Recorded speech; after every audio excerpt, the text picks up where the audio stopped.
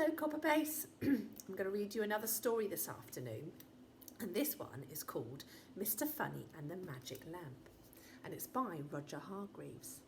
Now, we all like the Mr. Men in the Copperbase, don't we? I thought you'd really like this one. It does make us laugh a little bit. Mr. Funny lives in a teapot house. How ridiculous, I hear you say. But it suited Mr. Funny right down to its spout. Now, one day last spring, Mr. Funny discovered an old trunk in his attic, which is under the lid. There's his attic up there under the teapot lid, and he discovered a trunk in there.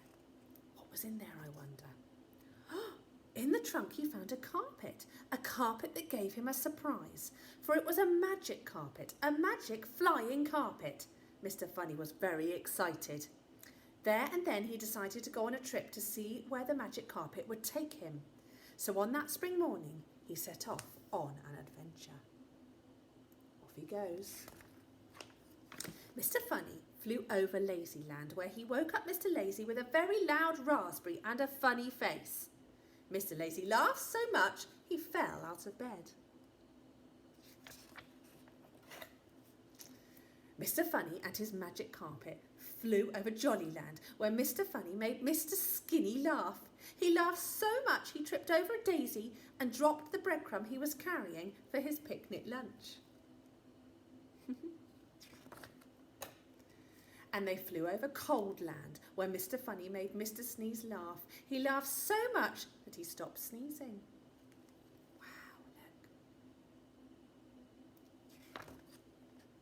The magic carpet flew on and on. They flew over mountains and valleys and over the sea. Finally, they arrived in a desert. But there was nobody there. Nobody to laugh at. Mr. Funny's faces, always funny faces. Then just as he was about to leave, Mr. Funny saw something half buried in the sand. It was a lamp. What a grubby old lamp, he said to himself, and he gave it a rub. What do you think is going to happen? Suddenly, with a clap of thunder and in a cloud of smoke, a genie appeared in front of Mr. Funny. Wow! Which was all very exciting, but what Mr. Funny noticed most of all was how miserable the genie looked. Mr. Funny had never seen anyone look so unhappy. "Master," said the genie glumly, "I am the genie of the lamp, and I appear before you to grant 3 wishes. 1, 2, 3. To the genie's surprise, Mr. Funny pulled one of his famous funny faces, but the genie did not laugh. He did not chuckle. He did not even smile. Not a flicker. Oh, he is a bit sad, isn't he? Oh dear, said Mr. Funny. It was going to take a bit more than a funny face to cheer up this genie. And then he had a thought. For my first wish, I wish for a piano-playing elephant. As you command, master, said the genie, and then before you could say, broken piano stool, a piano-playing elephant appeared before them. Mr. Funny roared with laughter. It was hilarious. But it was not funny enough to make the genie laugh. He looked just as glum as before. Mr. Funny had another thought. For my second wish, I wish for a mouse. And before you could say, squeak a mouse, squeak, squeak, a mouse appeared.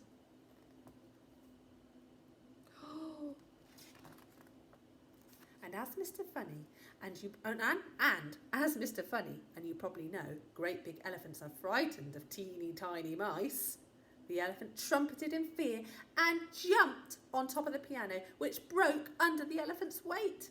Mr. Funny laughed with delight. Now that was funny, chuckled Mr. Funny. Oh no, look! He's jumped on the piano, looking at the mouse. He was scared and he roared. Now the piano's broken. Not really, said the genie, who looked just as unhappy as before. You are a gloomy fellow, said Mr. Funny. You would be too, said the genie, if you had to live in that lamp. It must be a tight squeeze, admitted Mr. Funny. You can say that again, grumbled the genie. There's no room even to cough living in a lamp. Genie. He lives in that lamp. I live in a teapot, a very comfortable teapot, mind you, said Mr. Funny. And then yet another thought struck him. And for my third wish, I wish your lamp was a house. And before you could say, bring me a builder, the genie's lamp had turned into a house. That was nice of Mr. Funny, wasn't it? The genie smiled. Only a flicker of a smile, but at least a smile. That's more like it, said Mr. Funny. Now, how am I going to get this elephant back home? I know. I wish. I'm sorry, interrupted the genie. You've used up your 3 wishes. So Mr. Funny and the elephant had to squeeze onto the magic carpet for their ride home. It was quite a sight. Rather funny, in fact. Oh, the elephant, look, on the magic carpet, and there's Mr. Funny on top, with the mouse on top of his hat. So funny, in fact, that the genie roared with laughter. The end. That was a funny story about Mr. Funny, wasn't it? Take care, everyone. See you again soon.